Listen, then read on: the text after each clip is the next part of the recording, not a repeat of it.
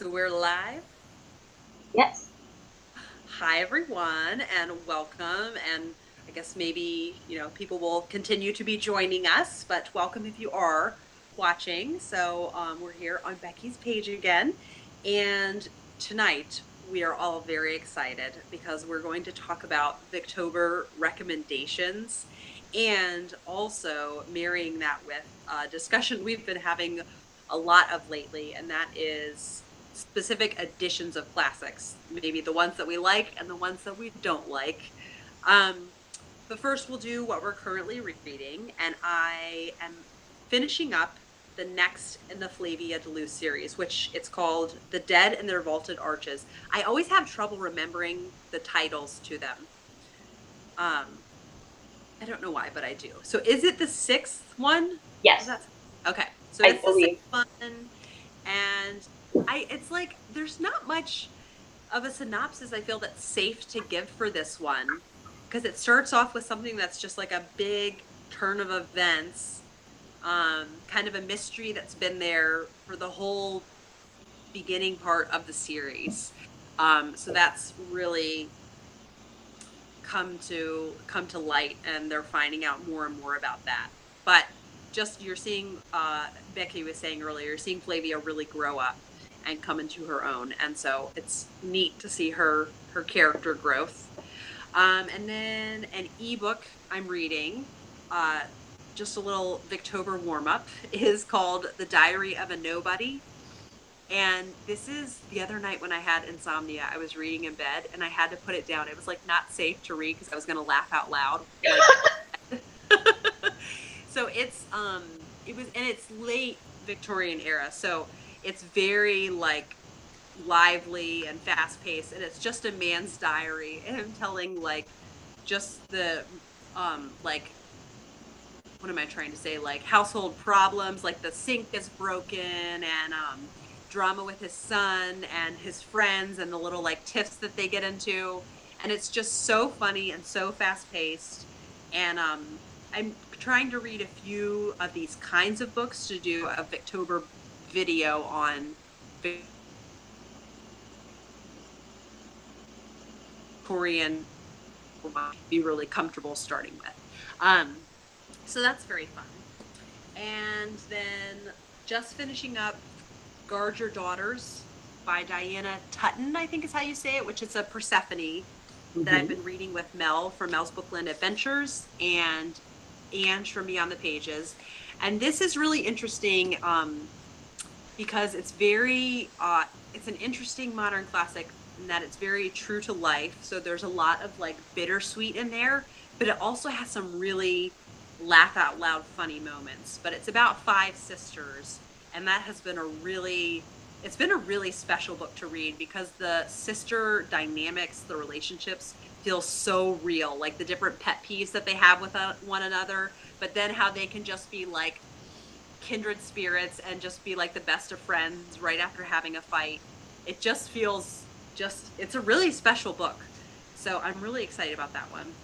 And then lastly, the next of my Cinderella project is called Just Ella. Have either of you read this? No. Okay. No. This is a Cinderella sequel. Um and it's fun because it is kind of particularly with like the Disney like 1950s cartoon, how there's like zero character development with the prince whatsoever. It's like she's like, I don't really know him. Like he's really handsome, but like we don't have anything to talk about. And it's all like, you know, different like female authority figures in there. Madame Bissette, I'm not sure like how she is in relation to her. Maybe one of the like queen's ladies in waiting. Anyhow, are constantly on her about her bad manners, and so she just feels like so restrained and not comfortable. So I think it's a fun take on it. Yeah, that seems like a lot of fun. Yeah, yeah. So kind of like, well, yeah. I mean, they really don't know each other. Like, what do they have to talk about? Um, Is that yeah. one YA or middle grade? I'd say it's more middle grade. It's been a very quick read. It's 218 pages. Um, and I think, although it won ALA Best Book for Young Adults. So, but it's very light young adult if it is. And there might even be a sequel to this that she's in this world, but not the main character. So I'm not sure exactly. But yes, so those are my current reads. So Becky, over to you. Okay. I only have one or two right now. I am almost done listening to the audiobook for An Act of Villainy, which is the 5th book in the Amory Ames series, which I binged the first 4 late last year or early this year, where I just I did one after the other and I really enjoyed them. And I was like, oh wait, the 5th one isn't out yet. Oh. So I had marked on my calendar when it was going to come out, and I had written a request to the library for them to get it. Go. And I know. And I went in and they had a digital copy of the audiobook available the morning that the book came out, at least in the United States. I think it came out earlier in the UK. So I think I have about an hour and a half left of that. I am not enjoying it quite as much as I enjoyed the first 4, but I don't think it's a bad thing. I'm still enjoying the series. So and then I'm still reading Hillbilly Elegy, is a memoir, and that's been about it. We were talking before we started, September is kind of a hard reading month because we have all these books we want to read in October, and we're just kind of twiddling our thumbs, oh, what do I read between now and October 1st? Sorry, I just looked at the live chat, and Bree Hill says hi. Hi, Bree. Hi. Hi. So I'll try to monitor. So that's it for me. Mine was very short. So Bethany, if you'll now tell us. Mine is short too. September's a hard reading month because we're anticipating Victober, but for me, I just went for it and grabbed Little Dorrit. I didn't care. I'm I gotta read this now. It was actually on my Victober TBR last year. I didn't participate in 2016, although I read one of the Sherlock Holmes mysteries, but I didn't know about Victober, so yeah. I never got to this one, so I'm I should do that before Victober and kind of dip my toes in early. And it's really good. I love Dickens, so reading Dickens is just fun. And then I'm reading Pat of Silver Bush on my Kindle. So it's first in the Pat series? I think so. I'm not sure how many are in that one because Emily was 3, and then I think Jane of Lantern Hill was a standalone. Okay. But Pat of Silver Bush I hadn't even heard of until I started. I've never heard of that. Is it an Ellen Montgomery? Yes. Yeah. Okay. Because I've been reading a bunch of her books this year, and I was oh, this is really good. Because growing up, it was just Anne of Green Gables. That's all I had about. And then I heard about the Blue Castle from you, Kate, and then got into that. And then I was okay, what else does she have? And started picking up more and more of her books. And then I was oh, I'm hooked. These are just such cozy, friends. Fun. Yeah, they're friends. Yeah, they're really good. They're kindred spirits. Yes. So, and I'm only reading those 2, and I haven't even gotten hardly anywhere into Pat of Silverbush yet because I opened it and got distracted, and then I'm all right, well, I'll get back to that later, but it'll still be there. Oh, it'll go fast. When I actually have the time to sit with it, it'll go fast. So yes, yeah, they always do once you sit down and dedicate time to it. So Bethany, do you want to start us off then and show maybe some of your Victober recommendations / editions of classics you like? Sure. I'm going to start off with one of the best, and Kate can gush with me on this. Lady Audley's Secret. This is a Penguin edition, Penguin Classics, which Becky and I were talking about how many Penguin Classics editions there are out there. Yes. And this is 5 stars from me because it's you've already explained it. It's a mystery, suspense, and drama and thrill all wrapped in one. Wonderful. And it goes fast for as long as it is. It goes really fast. You're just flipping through it. Yeah. So beautifully written.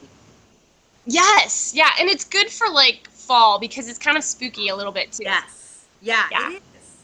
It's, yeah, So I was about to reference something that I'm like, nope, I don't even want to. Oh, I no have it. It's on my Victober TBR because you guys keep talking about it. I'm like, well, I must read this book. I gotta jump on the Lady Omni secret train. we won't spoil it for you, Becky. We Okay. will not. It's so funny you showed it because I was gonna like talk about it, but I'm like, if only there's this one edition that Penguin has. I wish I could hold up a picture. So that's so cool. You have that specific edition. Yes. I like hunted it down. I was like, ooh, that edition is so pretty. I want that one. Is that the Yeah. one that you texted me and you're like, where do I find this book? Yeah. That one day? Yep. I forgot about that. Yeah, I'm like, Becky, help! Because I don't think I had known about Abe Books before. I knew about Book Depository because this is actually like a UK edition, I guess. Yeah. And because on the back it's got UK and Canada. So I was like, how do I find this in the US? And Becky's like, look on Abe Books. And I did, and I was like, oh, this is just a whole new world. They're all like used and under $5, and now I'm like buying them all the time. Unbelievable. It's unreal. And even there's like, I've looked up, there's a hardcover called The Christmas Chronicles, which is supposed to be this really beautiful like Christmas cookbook, but also essays on Christmas. Like $30 on the Book Depository and like $7 on Abe Books, which obviously it's used, so that's why it's somewhat cheap. I can find it for like reasonable. And you don't mind the used books as much anyway, because it's just like, I don't know, I don't mind them. I like paperbacks. I keep talking about like, oh, give me the floppy, give me all the floppy paperbacks. Yeah. I mean, if the front cover is like ripped off when I get out, I probably wouldn't like that, but gently used, I don't care. Okay, and also about that edition of Lady Audley's Secret, I really like editions of classics that show like something unique about the plot. So I guess this is a good segue into this edition of Middlemarch. Yes. I love that's this pretty. because it's like this is not just like every other classic book cover out there, and so I just love it's all on like a white glove because it's like such a small community. And it's got like all the little locations, and then of course the gold foil. But Middlemarch, I give a like complicated recommendation for Middlemarch. So it is a big commitment. It's very slow, delayed gratification. But now, and even the first, so I've read it twice, and the first time after I finished, I was like, I'm done. I can say that I read it. It's checked off the list. It's one of those books, and I can say I'm cultured. But I was like just relieved to be done. But I did read it again in, I can't even remember what month, maybe March. And it paid off so much the second time around. If you think, like some people say Jane Austen feels like very restrained compared to the Brontes, if you think Jane Austen feels restrained, George Eliot will see that and raise it. But it then makes the ending all the more like exponentially more rewarding. And really the characters, I really like thought about some of them differently, like more positively or less positively the second time around. So I think it definitely gives you as much of a reward as the effort that you put into it. I love that edition. That is a lot better than the edition I have, which we've talked about. Oh, yes. Look at the creepy eyes. It's a nice, like, this is Modern Library hardcover. And like once you pull the jacket off of it, it's actually not too bad. It's fine. And it's pretty floppy. I mean, and the pages are really smooth, so it's nice. But just that cover is so creepy. Cover. Yes. Scary. Not nice looking, but then floppy. But then I have their paperbacks are my favorite because they pick paintings for the paperback. So here's Little Dorrit. Ooh. And these are ones like you can sit and eat breakfast and like not have to hold the book open. I have a bunch of the. I love the paperback modern classics. Love them. I got a couple for this year's TBR. So I'm really happy to have those. Oh, Coffee Books and BBC says, good to know about Abe Books. I want to gift my daughter really unique editions of all her favorite books for Christmas this year. That is wonderful. Yeah, She tip for ABE books too. Some people call it Abe, some people call it ABE. I'm not actually sure. I grew up calling it ABE. But a tip for ABE books is if you go to advanced searches, you can search specifically if you want particular publisher, paperback, hardback, or even what year you want it. So the first antique book I ever got, I think I talked about it before on our Instagram stream page, is a book of Pollyanna that was published within the first year or two of when it was released.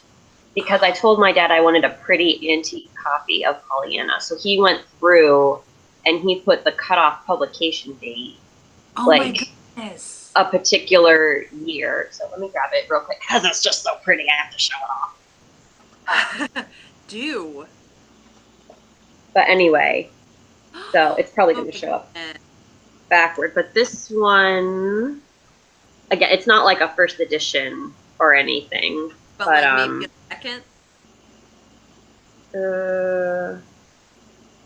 24th.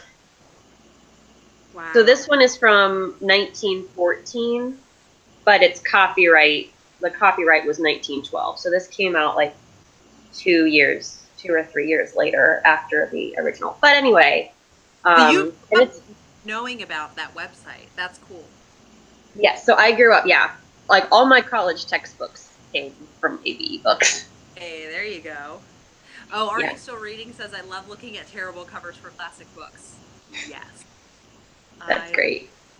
As well as pretty covers. Yes. So, Becky, do you want to show a recommendation?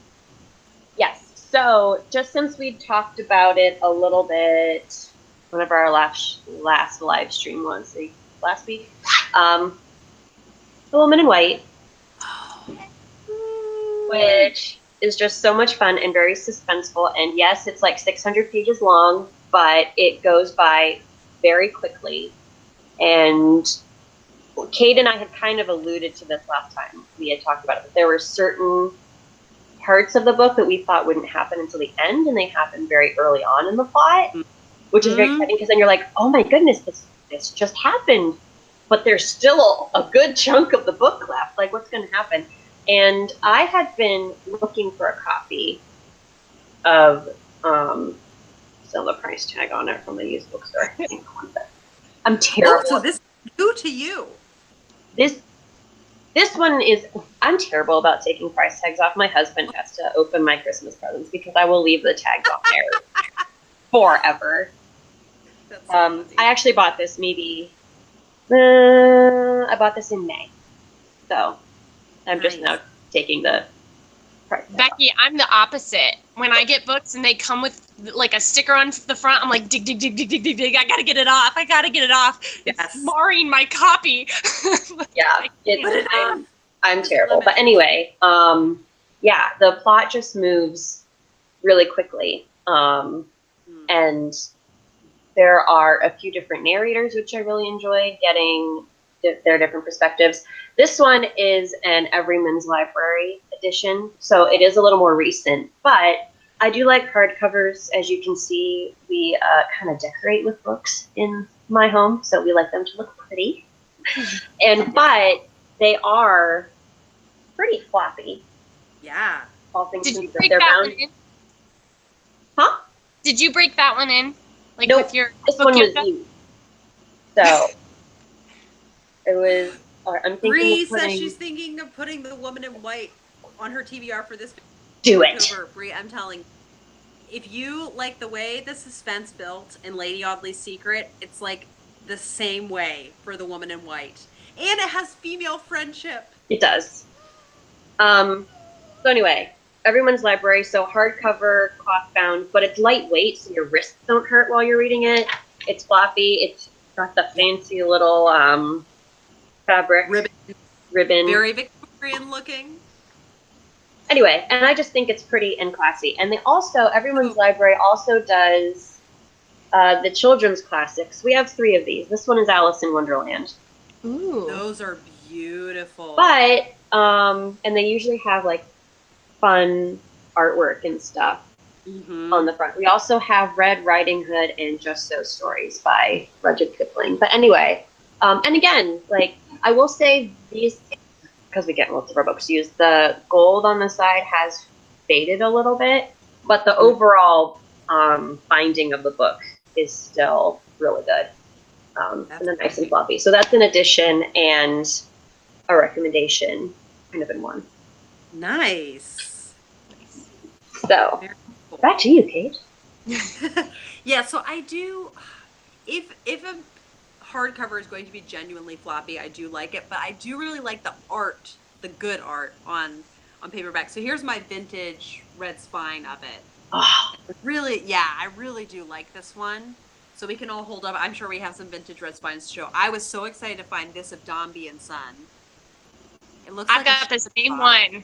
Oh, it's just, and it was so, I found this at the Strand in New York City when I went with booktubers, and I wish I could see how much it was for. It doesn't say how much it cost. I think it was probably like $5. It was something outrageous. And then I also have this copy of the Pickwick Papers. Oh, that is beautiful. Yeah. I wish I forgot to bring down, at the same trip, I found Martin Chuzzlewit in this edition. Oh, yay, you have it. It's got like the poison on the front of it. How Victober is that? Very. Becky's like, now I want to read that. I know. I'm like, you guys are going to change my opinion on Dickens. Yeah. So wait, what is the poison on the cover? Does it have a label? Yeah. It doesn't say what kind. It's real like blurry. It just says poison up here. Becky might be able to decipher it if she had it like in hand, but I don't know. It looks like it's just directions. It doesn't say what it actually is, but oh, it's so beautiful. I'm like, yes. I don't know. These, I mean, they might not be as floppy as like the penguin. I don't know, like the tuxedo. Not the black spine. Yes. So floppy, but they're still pretty good. I mean, like, they're not by any means. Yes. Plus, I think they're very like the penguin black spine are very, I have some of those and I really like them, but they're very like classic art. Whereas these look like pop art. Like they just, I don't know, they look like they're like specially designed. I don't know. And to look like exciting for people who might not necessarily be interested in classics. Right. That's a big deal. People look at the book covers all the time and they're like, oh, I don't want to read that, you know, but it might be a really great book. Like with Mary Stewart covers, some of like the older covers, it's like, is this like a romance novel? What is this? And they're amazing mysteries. Yes, totally. I love paperbacks. They're easier to read. My favorite's the Oxford World's Classics. Yes. I love those too. So, and the regular black spine penguins. Yes. Those are good additions for paperbacks. I agree. I love this one. This is Daniel Deronda. Now there's also, it's weird because there's another Oxford World Classic paperback of Daniel Deronda that's not this. So I think they came out with 2. But I do like these 2, and these are pretty floppy. I think font size is slightly bigger in the vintage red spine. So that is one thing. I have heard some people say, you know, if you have reading like vision trouble at all, that these do feel a little small, but for now the font doesn't feel too small for me. And Daniel Deronda, I would say, is another George Eliot, which if you're trying to find one for the challenge of read, it'll work for Proper Noun, my challenge, read a book with proper noun in the title, or Lucy's challenge to read a novel written by a woman under a pseudonym or anonymously. And you could watch the film adaptation of this. So anyhow, this is like a very approachable one, and it's got a lot going on in it. It's a really, if you like stories that have like tons and tons and tons of characters, and you see how they all relate to one another, it's really fun. So, yes, definitely good. Bethany, do you want to show one? Yeah, sure. I'm gonna show The Moonstone by Wilkie Collins, and you know, The Woman in White was really, really good, and The Moonstone was very good as well. And I love these Barnes and Noble paperback editions. I just love the way they look and feel. I mean, look at that scene on the front. Yes. It just makes me want to read it. It's like, ooh, it's so like foggy and English. Yes. But foggy and dirty looking. I know. I'm into that because of Dickens. You know, it's just like the atmosphere of Dickens's novels. I'm just like, oh yeah, today was rainy and I'm reading Little Dorrit, and I'm like, yes, this is perfect. It's perfect. Yes. But yeah, this is good. It's a mystery, and I don't want to give anything away. Spoilers. I don't even know if I remember. I remember a lot of the scenes specifically in my head, but I don't even know if I remember the resolution completely. I just like, which is good. I don't want to give away any spoilers, but it was really good. I want to reread it for sure. Not this Victober, but it's an odd resolution. That's why. Yeah. Oh, Are You Still Reading says, I love the Barnes & Noble collectible editions. The like big hardcovers, but they're not practicable for reading outside your home. That is so true. They are. It's so true. Are those the leather bound ones? Yeah, yes. Yeah, because I don't have those. I have the Barnes & Noble, like, just the typical single hardcover. They're not, I don't think these are collectible. Yeah, no, I know which. We have the William Shakespeare. They're the ones that it's printed on the actual cover. They don't have, like, a slip cover. That's nice. It is nice, and they look so pretty. But, yeah, they're, like, it would be, like, just kind of cumbersome to like, take it to the coffee shop. Sorry, I was pretty sure. Yeah. Oh, I have that book too. Yeah. They are very affordable. If you want a really pretty, I mean, I want to say that this was only like $20 or $25, which for a new like leather bound hardcover is really nice. Yeah. I had one person tell me, I have not had this experience. I had one person tell me they were not totally happy with the quality of these. After reading it, did it like? Yeah. So one person, Bethany, I actually think it was your cousin, Elizabeth. Yeah, I think it was Liz, but I'm not sure. It was either that or someone I went to college with. So I don't want to put words in Liz's mouth. So Liz, if you watch this and you didn't say it, I'm sorry. But I had one person that said that they had one in a bag, and like some of the color wore off or like kind of bled onto the bag. I think it was a red one, but I have not had that experience, so I don't know if they just like got a poorly printed one or if they had. My only complaint is with the Shakespeare. It does not have a lot of endnotes. So if you are not familiar with the older English, I feel like you might not get as much out of them.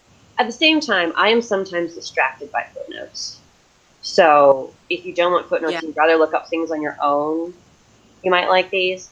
But yeah, they are very pretty, but I've heard mixed things about them. So, sorry, I didn't mean to take control and go on a tangent. I was just like, we have one of those I must talk about.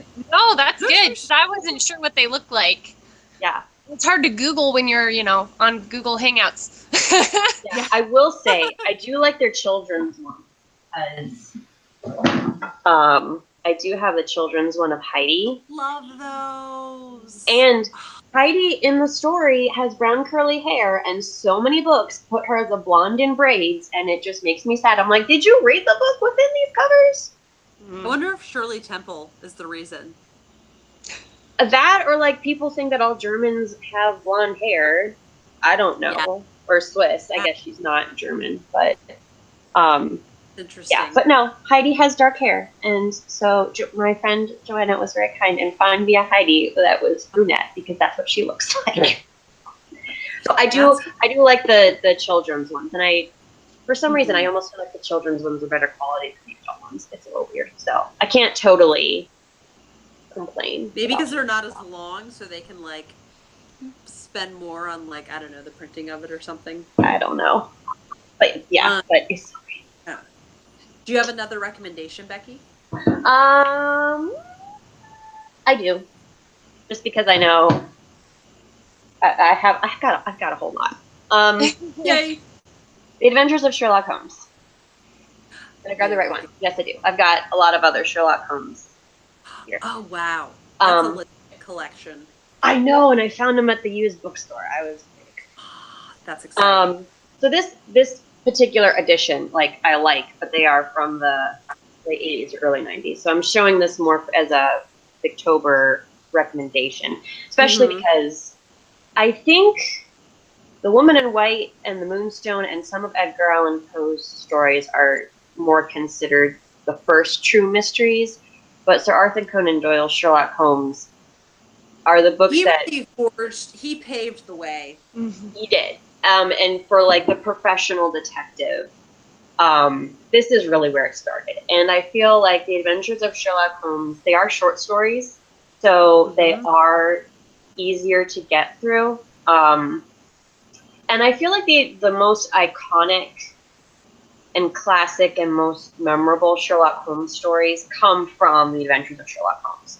So in the first 2 seasons of the TV show Sherlock, a lot of the stories that they were getting were from The Adventures of Sherlock Holmes. So I feel the ones that Wishbone did, they did Count of the Baskervilles, and they did one of the stories from The Adventures of Sherlock Holmes. So if you want classic, go back to the original source, early Victorian mystery, Sherlock Holmes. Yes. And I think I prefer the short stories. I actually do too. I haven't read Hound of the Baskervilles since high school. Yes. So I'd like to go back and read that one and see. I remember struggling with it, but it was early high school. I was probably 14. So now that I'm older, I'd like to go back and see how it holds out. But I remember enjoying the short stories more. Yes. Yeah, something about the way he unfolds the mystery, I feel like it's just really, sometimes in the longer books it feels kind of long-winded, and I feel like it's just bam with the short stories, and it really it packs a punch in the short stories. Yes. Yes. So next, this is a slight, ever so slight cheat, because it was published in 1902, but it's only a year late. And I was actually, before we started our live show, I was looking at the introduction. I was hoping it was saying written in 1900, but only published in 1902, which, I mean, really, it was probably written in 1901 if it was published in 1902. Anyhow, this is A Welsh Witch by Alan Rain, and this is published by Hano Books, and it's their line. They have a line of Welsh women's classics. So it's a Welsh publishing company, and it was really great. I wrote to them last year, and they sent me several books. And what the lovely thing, and I have, some of their other ones about theirs, is they have this little dent right here. So when you open it, it folds at the dent. Does that make sense? Instead of at the spine? Oh, yes, yes, yes. Yes. That's a lovely thing to do to books, because the spine still looks immaculate. So yes, Alan Rain is the pseudonym of Anne Adeliza Puttycombe. So this is if you like the Brontes, this is you would really enjoy the atmosphere in this. It's set in a shore town in Wales. And this girl, who is the main character, Catrin, is just really odd, and she's really different. And so this little provincial village doesn't know what to do with her, so they just say she's a witch, just because she likes to hang out outside. And they're there's 4 main characters, and so it's kind of about the relationships and romantic entanglements between these 4 main characters. But it just had some places that gave me chills just for how beautiful it was. And I mean, it starts off where it says, the lights and shadows of an April day and the solemn silence that sometimes falls on a calm sea were brooding over a sheltered bay as the lark plowed her way through the green pellucid waters. She was only a small smack of 80 tons burden, very creaky as to masts, very patchy as to sails, and requiring much overhauling and caulking and hulk. But in the opinion of the master and owner, there was not a ship that crossed the bay that rode so gracefully, that weathered the storm so bravely, or carried more important cargoes than she did. So I just love it, like really sets the stage immediately. And I like I like books where you get to see characters travel to different places. And so some of the characters travel out of this little teeny tiny town to see kind of the bigger world out there, and really good book. I'll have to add that to my TBR because it sounds delightful. Excellent. And the ebook is out there.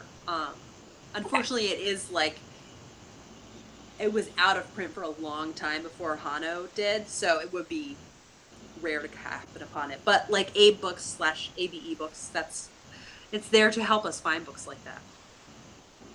Wonderful resource. So Bethany, do you have another one? Actually, I have kind of a question.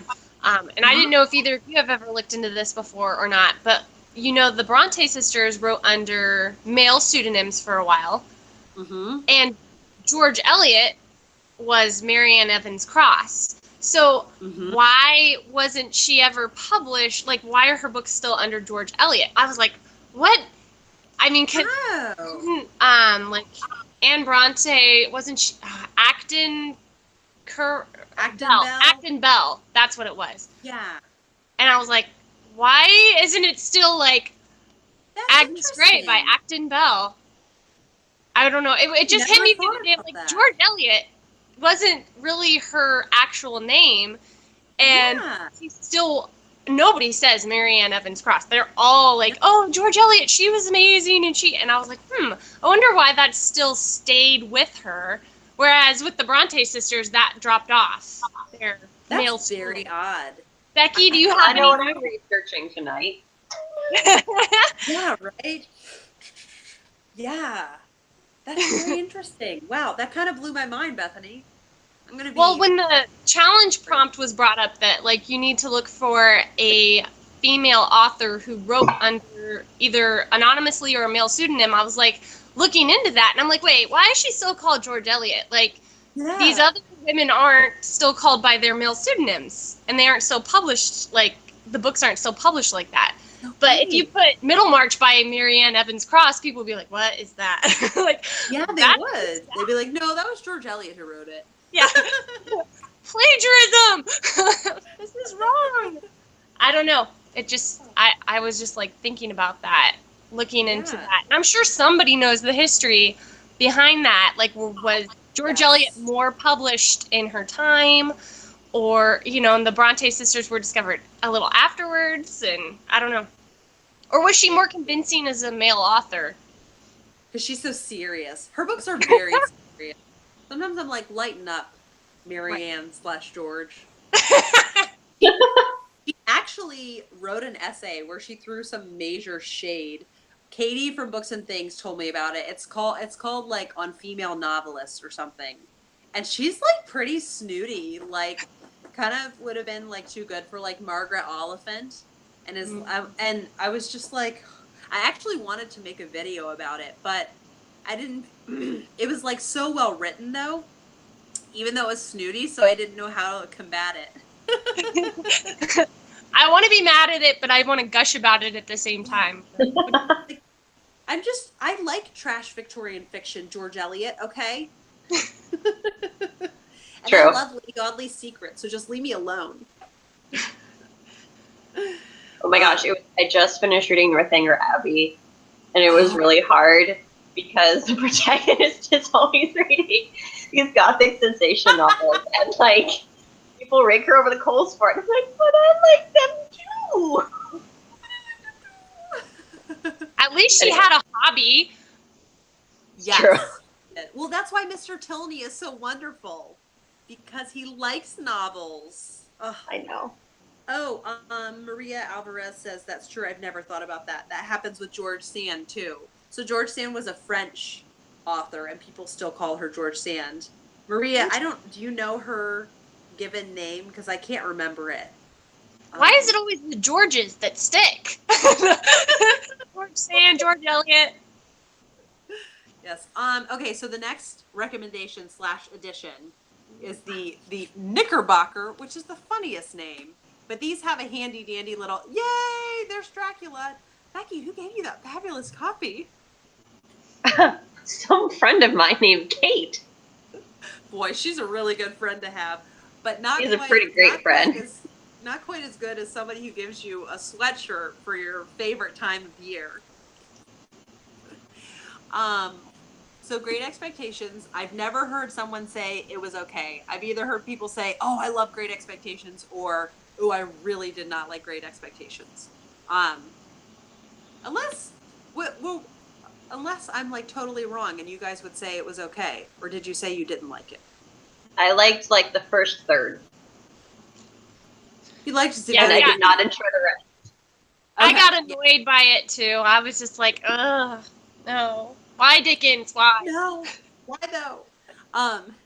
Yeah, so it is hit or miss. I can't guarantee you that you'll like it. But these are cool because is it fabric? I think they're cloth bound. If not, they found an amazing way to make cardboard feel very soft. Yeah, they did. And the pages are very soft. I really like the feel of these pages. And the smell. Mm-hmm. Mm-hmm. Yes. You're over there sniffing your butts. Katie from, I want to say Books and Things, but not Life Between Words. Do you know the first time, she and her husband met while they worked at a Barnes & Noble, and the first time he was like, she stood out to him, he looked and she was in the children's section sniffing a book. And he's like, she's different. I want to get to know her. Isn't that? It seems like how Kathleen Kelly and You've Got Mail would have met her husband. Yes. Yeah. Totally. Delightful. You can just jump in. Sorry. No, you're good. So Far from the Madding Crowd by Thomas Hardy. It's interesting, on the Victober Goodreads group, I've been hearing a lot of people say oh, Thomas Hardy is so unrelentingly bleak. I read Tess of the D'Urbervilles, or I read Jude the Obscure, and it was just so bleak. And I am not saying those books aren't bleak, but I think maybe if you start with those, they're kind of off-putting and put you off Thomas Hardy altogether. I have just 2 Thomas Hardy that I read. But this one is definitely one of his happier ones. But what I really like about Thomas Hardy is how the land is such a fixture and a character in his novels, and how certain characters are more connected to the land or more disconnected to the land. So yeah, and this one also I'll say too. Oh yay, Coffee Books and BBC loves Hardy. I want to read all of Hardy. So just very pastoral feeling, and the protagonist in this, Bathsheba, as the British would say, or Bathsheba, as Americans say it, I don't like her, and I still adored this book. Even the protagonist did not ruin the book for me. I haven't read anything by Thomas Hardy other than maybe some poetry, but I'm wondering if maybe that's kind of a common theme with him, to have maybe sort of an unlovable protagonist, or somebody who struggles and you can't maybe quite love them. I don't know, but I haven't read anything by him. I'm familiar with Tess of the D'Urbervilles because I watched the series and I was like, I don't know about this one. This is so down. But I don't know. I'm interested in reading Desperate Remedy. I think I know a couple people who have liked her, but I hear more people say they don't. They're definitely they are not flat characters. So they're definitely they definitely have weaknesses, but they have strengths as well. Coffee Books and BBC. Tess is one of my favorite books ever. What does that say about me? Well, you know what? There are depressing books that I like, but I don't know if people know that the endings are depressing, so that's why I don't want to bring them up. But I do. There are books out there that have really depressing endings, but I think it can still have true to life things to say. Right. Even if it's really bleak. Yeah. And sometimes it depends on how you study it, and when you read it too. Totally. Yeah. Totally. Well, I think it has a reputation for being bleak. Sylvia's Lovers by Elizabeth Gaskell, I absolutely love. And it's extremely bleak. But I really, really love it. Just because the writing is so beautiful, the characters just like jump off the page. Yeah. Short little nugget, Cranford by Elizabeth Gaskell. And we were discussing these ladies, the Penguin English Library with the like striped spine. So this does have the velvety cover, but I only knew that because I saw it in a used bookstore.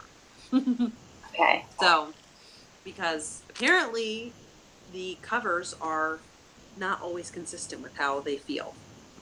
Yeah. Oh, and I love this painting of Elizabeth Gaskell. Oh, just pretty. Yeah, I love that. Yeah. That must be like a special edition then. Like, because it has so many differences, like with the painting. And I've got The Warden by Anthony Trollope, and the cover feels like paper, just like normal. So maybe just in the velvety ones, they do that on the inside cover. That's interesting. Yeah, the inside cover is blank. So I was kind of like, oh, I wonder if that's like even Penguin, man. They're like, every edition is different. Penguin. So, Bethany, you do recommend The Warden, right? Yes, because to read The Warden, you get a foundation for Barchester Towers and the rest. That's a very caveated recommendation. It wasn't my favorite. Luckily, it was short. I don't know. It was kind of like church drama. It was like, oh, he was too noble to, let the insults, get to him. And I don't know. The main character seemed like he just kind of rolled over and took a lot of things. Totally. And I was like, so I did an audiobook. Get into some. Yeah, plow through. Along the series. And how far are you through the series? I am up to Dr. Thorne. That's the one I got to read next. So I'm only 3 books in. But I watched the mini-series already. Dr. Thorne is when it like really took it up for me. I was like, yeah, I like it before that. But then I loved Framley Parsonage even more. So that's the next one after it. And then I'm reading The Small House at Allington for Maria Alvarez says the Penguin English Library. The newer ones have the paper covers. So they stopped with the velvety ones. So yeah, I love the flop. It's just perfect. Which one is that? that? Asks, have any of you ladies read Gothic Tales by Elizabeth Gaskell? I think, Kate, did you read it? I have not read it. Bethany, have you read it, or is it on your TBR? No, I read it last Victober. And it's really good if you want to read something by Elizabeth Gaskell, but you're not sure if you want to commit to like one of her larger novels. This is great because it's a bunch of like eerie, spooky short stories. I'm sure you've probably read some of the stories that are in here. Do you mind reading the list? No, not at all. Yeah, I might have to add this to my TBR. Oh yeah, the first one. It's like not a huge commitment. No. It's easy because you can pick it up and do like a short story here and there, and you get the full story in like 1 or 2 sittings. They're pretty short. So there's Disappearances, The Old Nurse's Story, The Squire's Story, The Poor Clare, The Doom of the Griffiths, Lois the Witch. How would you say that? Yeah, Lois. Lois the Witch. The Crooked Branch, Curious If True, and The Grey Woman. I would say Lois the Witch was like the craziest to me. It stood out to me, and I was just like, oh my god. They were all really good though. So yeah, if you want to read something by Elizabeth Gaskell this Victober and you're like, I don't want to get like something huge and get overwhelmed, this is really a nice one to pick up. Okay. Definitely. I read The Old Nurse's Story, and that one was really creepy to me too. Yeah. It was really good. Yeah. Do you guys, I'm sorry, I like keep holding up all the recommendations. So do you have other ones? You're one of the Victober hosts. If you weren't this excited, we would be worried. I'm just sitting on my hands. Is that the ghoul in your attic, Becky? I know. It's either that or my husband rearranging the bookshelves in the other room. I'm not there. He's like, she's doing a live show. Bethany, how about you go next, and I'll double check on my husband. Okay, I was going to ask too, does anybody know what's up with the differences in these editions? Because sometimes the artwork is the same, but these ones are much sloppier. This one. Yeah. Yeah, because then I just showed these are both Family Parsonage Penguin. Yeah. That's so funny. What's that? That he's alive. The bookshelf didn't fall on him, right? No.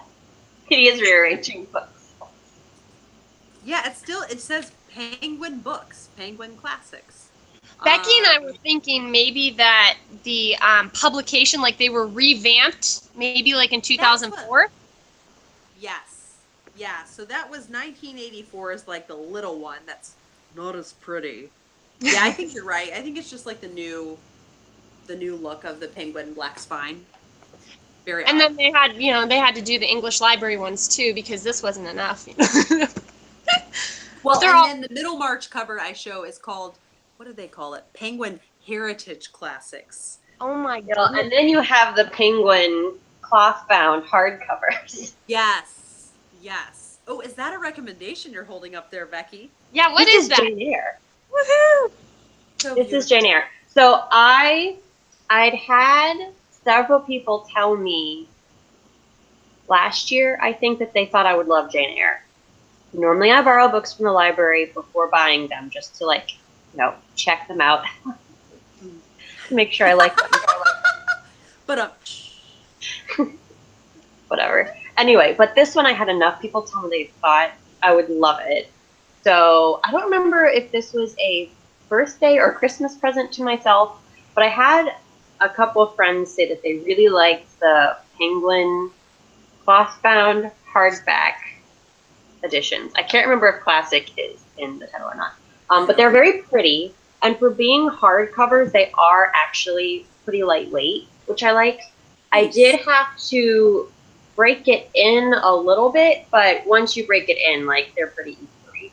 And these, one thing I liked about them is I do like reading commentary on classics after I've read the actual book, because I want to formulate my own opinions and pick up on themes myself before reading someone else's interpretation. The one thing I don't like, and I can't remember if it's the Barnes and Noble ones or if it's the Penguins one, is that the footnotes are footnotes on the bottom of the page. And I find myself always being distracted by them, and sometimes they will allude to things that happen later in the book. You know what's funny though is I'm like, with Oxford World Classics, I'm like, it made me work and flip all the way to the end to look. I like it that they're at the end. So I like that this is the footnotes so that I don't have spoilers. Which, Bree Hill, I see one that was recommended to me today was Wuthering Heights. Have either of you read it? Yes, I have read Wuthering Heights. I'm going off on a tangent about that because when I read Wuthering Heights, all the footnotes were on the bottom of the page. And I read one that was like, well, later in the book, blah, blah, blah. And I was like, no, don't tell me what happened, you evil editor. My goodness. Well, except it's annoying because I like it when I obviously don't like it when there are spoilers, but I like it when it's like a slang or, something in the vernacular that I'm just like, what are they saying? Yes. Jane Eyre has a lot of references to biblical stories, which I grew up in the church, so I was very familiar with a lot of those metaphors. But if you aren't and some of them were a little more obscure. Like there were a couple where I was like, I don't know where this is. But if you didn't grow up in the church, you aren't as familiar with some of those biblical references, I do think that having those footnotes is very helpful because it does give you a picture, just a better understanding of the book. So yes, love Jane Eyre. I read Wuthering Heights 3 or 4 years ago. I plan on rereading it this month. Wuthering Heights, I remember really enjoying. I do not remember a ton of the plot. I remember the ending. I don't remember a whole lot of what happens in between. Yes. So I'm really curious to see how it holds up in a reread. I would just say, please do not go into it assuming it will be a romance, because you will be disappointed. Buckle up for some evil people. Yes, but if you realize that it's a story about evil people, like me, you might absolutely love it. But I know a couple people that were turned off by it, but I think they went in with different expectations and found it disappointing. Yes, absolutely. Yeah, and I like Katie from Books and Things says it's not a romance, it is a revenge tale. So yeah, I think if you go in just wanting to be like kind of in awe of a great storyteller, and a really unique way, it's a story within a story within a story. It's really very just fabulous. So I'm actually going to be rereading it during actual Victober. And I'm hoping that it does hold up to a reread. Same. I do know, I remember just being kind of like, whoa, in her passages about nature. Yes. I was just like, whoa, this lady can write. Yes, and I will say Jane Eyre is a little bit of an easier read, and I think part of that is Wuthering Heights has a lot more local dialect. So the servants talk a lot, and it's written that way. So there were parts of Wuthering Heights that I had to read out loud to myself, and once I read it out loud, it was like, oh yes, I can picture someone from a lower class in 1840s England speaking this way. But to read it on the page, it can feel a little challenging, but I wouldn't let that deter you from picking it up and reading it. Coffee Books in BBC says, Wuthering Heights, wonderful book, horrid people. That is a delightful way to put it. It is. It is. Oh, and then Maria Alvarez says, I love Anne Bronte so much that I can't even try to read Charlotte. I can't forgive her for stopping the publication of Anne's books. I'll try since I own all her books. LOL. So, yeah, Charlotte. Charlotte was a little bit shady. Kind of didn't want her other sister's books to be published as well as hers. And Maria, I think she was a little bit mad because Anne, I feel like Anne's The Tenant of Wildfell Hall is kind of just like a big like slap in the face of Jane Eyre. Yes, I felt that way too. Honestly, yes. It's also on my TBR. But my only thing is, okay, in The Tenant of Wildfell Hall, this is not going to be any spoilers. In the parts that are the present narrative, I am like so invested. I love hearing it. But the parts that are the past narrative, which is like a third of the book, or 2/3 of the book rather, it just got so repetitive to me. And it's not that it's poorly written, it's just I wasn't that invested in that part. So I really enjoyed the beginning and I really enjoyed the end. But when it's all like summary of what happened, I don't know why. I just couldn't. I was like swoony during Jane Eyre. Obviously, I don't want to be married to someone like Rochester, but just he is not relationship goals. But I found myself. Bree asked me about Villette. Villette is another one I have a lot of trouble with. These are both, I want to reread both The Tenant of Wildfell Hall and Villette. Villette is one that I was like bored to tears. Oh, Bethany, we're in for a ride. I know, we're buddy reading it for Victober. Hey, at least we can whine together, complain in our misery and boredom. No, or prove Kate wrong. I know a fair number of people who like it more than Jane Eyre, Bree. Like, really, you could end up, I think I am a unique person who likes a lot of what the Brontes write, but doesn't like Villette. So maybe it was like the wrong time for me to read it. I don't know. I did an audiobook format. Maybe that was wrong. Ooh. I don't know. So that is so fun, though, that you guys are buddy reading it. Yes. So check back at the end of October, and we will have. We're going to do a live show at the end of Victober, and we'll summarize and talk about our reads. And that'll only be 5 hours long, Right? Yes.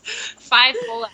We might have to do 5 parts. Like November will just be Victober wrap up.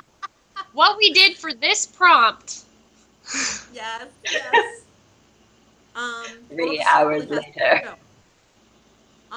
Okay, so it's not like quite as eye-catching as your Jane Eyre, but I like the compactness of it and the gold foiling on the edges of the pages. It's very like sweet and cozy, and actually my Wuthering Heights is the same kind.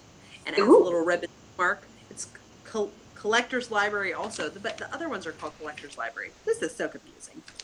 Oh, but the spine, guys, or the actual inside, the bright red. Yes. I like those. So pretty. Bethany, do you have any more to share? I don't think I do. I mean, did I talk about Martin Chuzzlewit? A little bit. I showed you the cover, but the briefly. The story, it's long, but I feel like it's just got so many colorful characters. Like, if you don't come out of this book absolutely loving Tom Pinch and wanting to hug him, then you probably read it wrong, because he is such a great character. So you find characters you love and characters you just love to hate, and Martin's trying to make his way in the world, and he kind of discovers who he can trust and who he can't trust, and I thought it was really good. It's been a long time, so I definitely need to do a reread of this pretty soon. But Victober's kind of full, so we might have to wait a while. Yes, it is. That's the thing is, this happened last year. I got like so pumped about Victorian literature, and I was like, I'm going to read like 5 every month.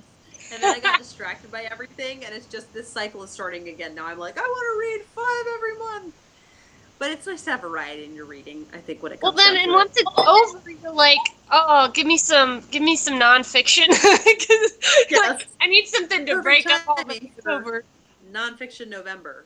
Yeah, it's like It's not like a classic readathon and then another classic readathon. Like, I think nonfiction November feels like very refreshing.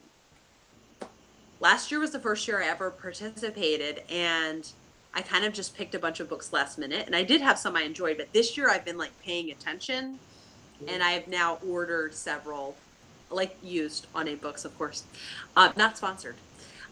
Sure, it's not. And so that'll be really nice to like head into it, and it'll cushion the blow of October being over. But let's not think about that yet.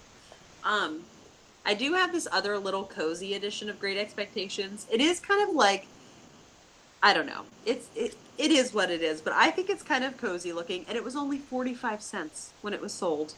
Nice. And I just love how like teeny it is, and just like, this is one you could like toss in your purse. Yes. My last one, I finally got through them, is Lorna Doone. I love this book so much. I want to read that. Me too. So sweet. It's so sweet, but it's very much like edge of your seat as far as okay, it's weird because there's like there'll be like a big time period where nothing much happens, and it just talks about what they do at home and the food they cook and everything. There's lots of like really domestic portions, but then it'll be like, and then this person came and tried to kill this person, and then like, yeah, and then there was like a fire, and so it's fun though, because it does really feel, I think it takes place over the course of a year, and it does really feel like a year, or maybe longer, maybe a good portion of it is a year, and then later. Anyhow, it was praised by Thomas Hardy, apparently. Oh. Yeah. So I do have Clara Vaughan, also by R.D. Blackmore, which people apparently thought at first was maybe actually written by Mary Elizabeth Braddon. That was like the gossip of the day. Ooh. And that is actually also one of the first detective stories. I'm pretty sure it's that Clara Vaughan's father disappears mysteriously, and so she just takes it upon herself to investigate. So already that's cool, because it seems like a not just like totally angelic female character who has no agency in a Victorian novel. Because sometimes they're hard to come upon. Yes. Interesting women in Victorian novels. Yes. Have you read East Lynne, Kate? That's on my TBR for this month, and I'm buddy reading it with Katie. So good. I cannot wait to hear your thoughts. So excited. Because did you say Anna Karenina meets Middlemarch? Yes. Yes. I'm so amazed you remembered that. Well, no, because just the combination of those two, it's like my mind doesn't know how to handle it. It's like the most exciting thing ever. Well, hopefully I didn't overhype it for you. I'm like, ooh, I hope she likes it. I doubt loved it. it. I thought it was really good. There isn't like, I feel like, okay, did it have the same kind of suspense and excitement to you as like The Woman in White or Lady Audley's Secret? Not as much. It was almost more like family drama, a little bit. I can get behind that. It was, I'm feeling optimistic. suspenseful in its way, but not. I mean, you go into it pretty much knowing what's going on through everything, whereas with like Lady Audley, you're not sure. So, yeah, it's like waiting to see how everything's gonna turn out and what's like how they're gonna react to it and how things are gonna be resolved, I guess. So you know what? That it like might sound odd, but that was kind of actually the case for Framley Parsonage. Ooh. Somebody makes a really stupid decision at the beginning, but you're following their inner dialogue. And then the whole time you're like, oh no, what's going to happen? Before everything hits the fan. So, yes. Oh, I'm so excited now. I mean, I was excited before, but I'm even more excited. I know, right? So I was going to do videos I talked to you guys about of reading like the ghost stories out or whatever. Yes. It's not happening. I was so it would take, honestly, some of them I think it would be like an hour long. Would be like how long. Yeah. So I just don't think I read well enough for somebody to sit there for an hour and listen to my voice. So like listening to a professional or whatever, but that's just, I don't know. I want to put out videos out there that I'm like really excited for people to see, and I would kind of be like, oh, I got something to sell there, and then I would be like stressed out. So I think we're better off without. One thing I was hoping to find was if I could still do maybe like one for my Cinderella project during Victober, and I was like, Cinderella retelling, but they didn't call them that. So if there are ones, it would be like a very loose retelling, and they wouldn't call it that. So, yeah. Yes. So I have one more book that I would like to show off. Please do. Just because I think it's cool. So, now this one is Victorian literature. I'm not necessarily going to recommend it because I haven't read them yet. So, but it is on my TBR for this Victober. This is a Heritage Press edition. I think it was supposed to have a slipcase, but mine didn't come with a slipcase. Heritage Press is no longer in business, so anything you get of theirs is used. But this side is H.G. Wells' The Time Machine. This side is H.G. Wells' The War of the Worlds. Fancy. So it is two books in one edition, but the text is flipped. So you get through the book, and then it's upside down. And then it's upside down. Oh, because The Time Machine is not very long. So I'd seen so many books that were like the two put together. And I was like, I just don't, I kind of have issues when like multiple books are put together in the same edition. My husband loves that format. It just kind of annoys me. Yes. But I saw this one and I was like, oh, it flips. That is just the coolest thing ever. Well, because they're two short ones, so it feels different. Yeah, and I just love that it will feel, and part of me, like I think part of the reason I don't like having multiple books in one edition normally is because I will feel the paper, and so I feel like the story is going on, and then it will end, and I'll feel like, but I have all this book left. But with this, yes, I'll be able to see how much of the book I have in the right direction. That's awesome. So anyway, yeah. Sorry. Go ahead. No, I was just gonna say I was just really excited when I found this edition at a used bookstore, and they were on my TBR, and I was pretty sure I wanted to read it for Victober. So yes, and I think I told the story about how I'd seen The Woman in White in the library in college, but never got around to reading it. Yes. That was a Heritage Press edition. Okay. I actually found it and thought about buying it, but I did not love the illustrations that were in it. So I decided to go with that Everyman's Library. Did it come out in like the 80s? I want to say 60s and 70s. Oh, okay. I feel like 80s illustrations in classics books were like particularly ugly. Yeah. For the H.G. Wells, it says the special contents of this edition were copyright 1964. Okay. I feel like Heritage Press may have also been one of those like books through the mail publishers, but I'm not positive, so don't quote me on that. Oh, but I spent a lot of that. time on Wikipedia one night, and I read about him. So nice.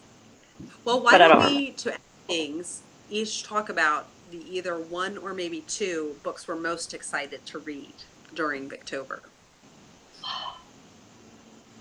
So while you're thinking, then maybe I'll go first, because I was like thinking about it earlier. Okay, so I think the top two that I'm the most excited about, and maybe because I don't know, I bought them recently, so they're more in my mind. Anyhow, is The Mayor of Casterbridge by Thomas Hardy.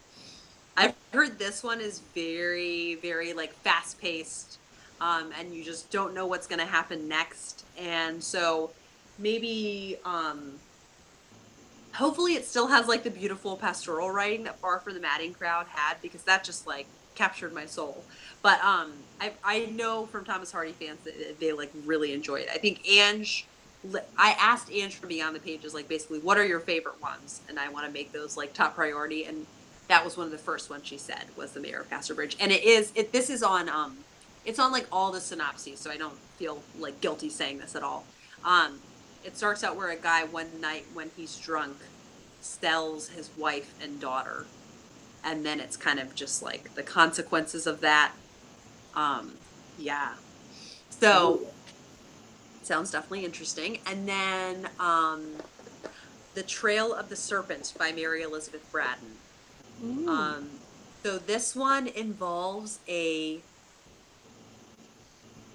mute detective who uses sign language.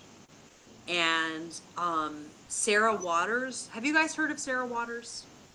No.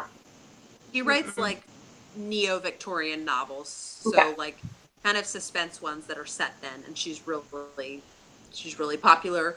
And she gave an introduction to it, so she like really liked it. And I'm going to be reading it with the Mary Stuart ladies. Lovely. Yeah. And then Kate from the novel Nomad is also going to be reading that. So yeah, I'm really looking forward to that one too. Bethany, you can go next because I'm still organizing my thoughts. Okay, so I will. No problem. North and South by Elizabeth Gaskell. I have never read this. I saw the miniseries. Ooh, so swoon-worthy, right? The miniseries is just... I had to rewind the ending scene like 4 times. Yes. Kate made me watch the ending scene when we were living together in college. I didn't even remember that. Yeah, I remember you were like, you have to watch this. And you like sat me down. I had no context for the story. You were like, this. And I watched it. And I was just kind of like, okay. And you're like, well, you don't have the whole backstory, but this is the best ending of anything ever. And I was just like, okay, Kate. I'm sure it's wonderful, but I had no my excitement. Don't feel bad, Kate. I remember going to a sleepover, and we all watched Wives and Daughters, the miniseries of Wives and Daughters. And the whole time, we're just all sitting there going, Roger! Oh my God. I mean, we were teenagers, and we're like just swooning over Roger the entire time. And it was handsome. Like, oh, that's so... You just, Roger's where it's at. Yes. He's perfect. So wait, Bethany, sorry, have you read Wives and Daughters? Yes. Okay. I read it also after watching the miniseries, but I think I read it like a year or 2 ago, maybe 3. I forget. And you enjoyed it, right? Oh, yeah. Nice. It's so good. I was so sad at the ending because I didn't know that she hadn't completed it.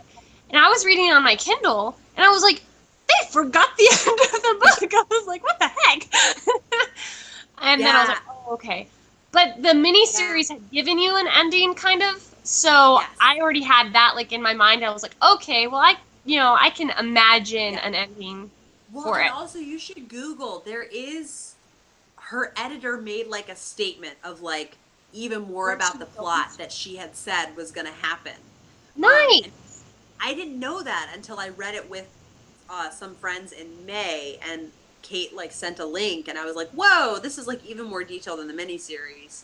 But I just read, so you know how I've been reading Elizabeth Gaskell's letters, and I read a letter from a friend to another friend saying that she had passed away, and it was so sad because she had saved up income from the different novels she had published and had bought a house in the country for her husband because they lived in Manchester, which was like very industrial Yeah. and like, you know, kind of the setting for North and South. And she went with her daughters and was so excited and planning and just like setting the house up just how he would like it. And then towards the end of the week, she just grabbed her chest and fell, and that was like she just died so suddenly. I know. She was all excited to show him the house, and she had even said earlier that week, like, I feel better than I have in such a long time. I feel so energetic, and Oh, yeah, I know. that's so tragic. I Have know. you read But I will say she's one of the few Victorian authors who had like a happy life. Like she got all along well with all her daughters. They were very close with her, and she had a like relatively happy marriage. So Have you read Edwin Drood, The Mystery of Edwin Drood? I don't think you said. no, I think that you is said you so hadn't. ironic that that Unfinished would be his books. Now we're next on a one. trail. Yes, yes. So yeah, so you're reading North and South. I'm very Yeah, excited for you, and I think it's definitely um really a good one for Victober. I'm excited. Oh, did you see me post before on Instagram about Bonnets at Dawn, the podcast? Yes, yeah, I that's can't right. remember. I wrote it down because I'm like, I have to check that out. Yes, and Bethany, they have a whole series of episodes where they discuss all the chapters to North and South. Ooh. And it's really fun, and they do little trivia and everything. I think they do every like maybe 15 chapters is like an hour-long episode. Cool. Yeah. That It's would be a very fun fun. companion, reading the book and then like listening That's after the. exactly what I did. I reread it this year and I did that, and it was just such a treat. It was like I got to go to book club, you know, but in my PJs. Nice.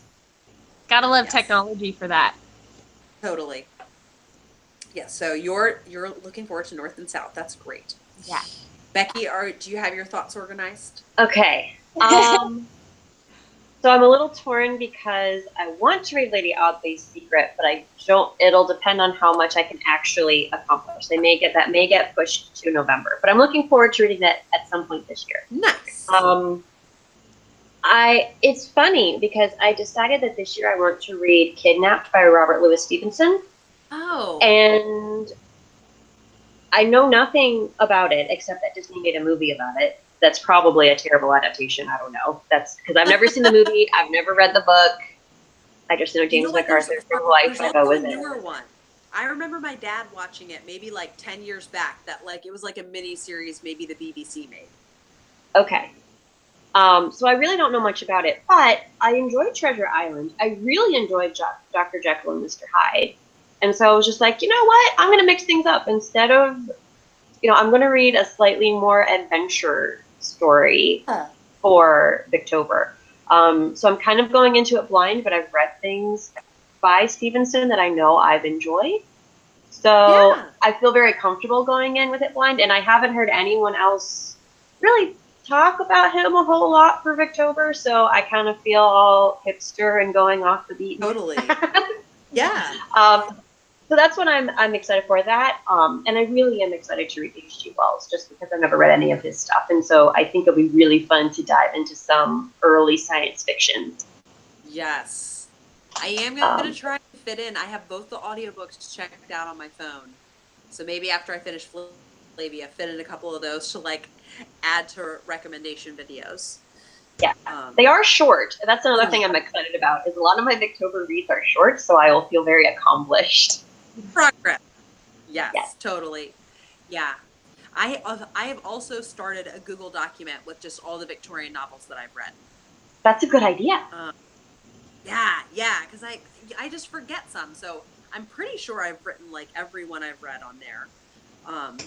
So yes, yeah. You know, Becky, that makes me think. I kind of do have. I don't think I have any necessarily adventure story on my TBR. I don't think I can fit one in, but I do want to read more of those. Dave really loves The White Company by Arthur Conan Doyle. Oh, Um, I haven't read any of his non-Sherlock Holmes books. I want yeah, to. yeah. I read, what is it called? The one that's like Jurassic Park, Lost World, and that was really fun. Okay. Yeah. Yeah, I after reading Around the World in 80 Days, which I was going to read for October, and then I realized Jules Verne is French. His protagonist is English, but the author was French. After reading that, I was like, "Whoa, this is a whole other Victorian genre that I've Yeah, not really explored." And so I was like, "I need another adventure story just for something a little bit yeah. different." So I'm Very excited. fun. One Yeah. that I keep thinking about adding is Joseph Conrad's, like The Heart of Darkness and Lord Jim. Lord Jim is like, it's kind of like Robinson Crusoe, but shorter. Okay. I really struggled with Heart of Darkness, but it's a classic. Okay. But Well, I read it in college and had a really rough semester when I read it. okay.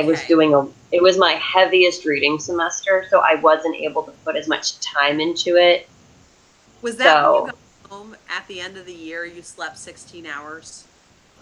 no, this was Oh, fall man. semester senior year where I was doing 400 to 450 pages of academic reading a week, plus writing papers. It was a lot. That's a lot. It was a lot. Yeah. So that was kind of like So not the okay, best I need time to for read this, art. but I don't have any mental capacity to process it. Did you say it was just really bleak? Or you were just bored? No, I found it confusing. So Interesting. it's short. It, Mm-hmm. it's an adventure story. And again, I don't know if it's because of when I was reading it, I felt as though I'd be in one scene and then a couple pages later I'd be in another scene and I wouldn't know how I got from one to the other. Oh. Um, so in what Very sense it was, I remember it being very fast paced and kind of getting lost, but I don't remember how much of that was the writing or how much of that was senioritis. right. Yeah, it's hard to know sometimes when you didn't like a book. Like, was it the book or was it me or was it the time? Mm-hmm. Yeah, Very true. yeah. So if you end up reading that one, I will be very curious to hear your Yeah. thoughts. I mean, I don't think I will in October. I kind of know. But it's one that's like super available on audiobook, so I think it's very likely maybe before the end of the year. You know what I should do is I'm going to do a new installment of like top 5 TBR Victober predictions. Maybe I should just add that on, so then that will seal the deal that like I will for sure read it in the near Yeah. future. I feel like I need to start my 2019 Victober TBR already. I need to read this. Well, I basically know anything I don't finish will just be recycled. Like I didn't finish, or I didn't even start John Halifax, A Gentleman, and so I just recycled that to this year's. So, There and you go. I just made a Goodreads folder for like Victober 2018. I did too. Yeah. So then it's nice because you have it. You can look at like, oh yeah, I didn't read that. Well, ladies, the next time, the next time we do this, we're gonna be able to talk about everything that we did read. I know. Well, unless we do something earlier.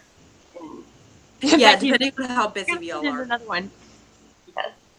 Yes. Yeah, unless we do a bonus one. There you go. Yes. But I'm excited. What are we going to do in November, guys? We won't have October to talk about. Well, I mean, I don't know. I guess we'll just stare at the screen. We can sit here and be like, give us our book hangover cures. We'll have to ask everybody to give us recommendations to get us over this. Well, Harry Potter doesn't count, guys. That just puts us into a whole new book hangover. Don't do it. well, ironically, I think I had brought up maybe we could talk about mysteries in November, which Ooh, yeah. can be a good cure for book hangover. So that will be fun. Yes. We're It'll always be here. okay after Victober's over. It'll be okay. Yes. Well, thank you for doing this, ladies. Yep. Thank you for hosting again. Yeah. This was a lot of fun. Posting sort of. Posting on your page. Yes. Mooching off your page. Alrighty. Have a good evening. All right. Good night. Thanks. Good night.